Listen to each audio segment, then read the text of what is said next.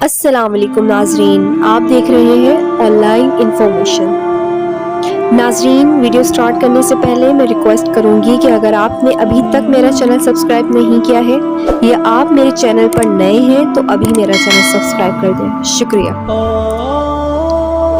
ناظرین، اس ویڈیو میں آپ کو ہاشم رضا کون تھے اور اس کی مکمل تفصیلات بتاؤں گی۔ ناظرین، ہاشم رضا سماجی کارکن تھے۔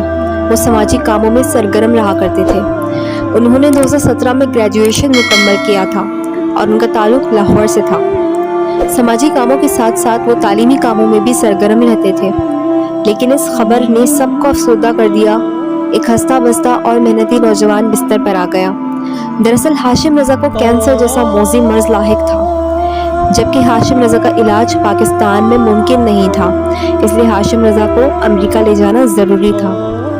تقریباً 1.5 سال تک وہ اس سے دوچار رہے تھے اور اپنی مدد آپ کے تحت اپنا علاج کروایا اور آخر دم تک ہمت نہیں ہاری۔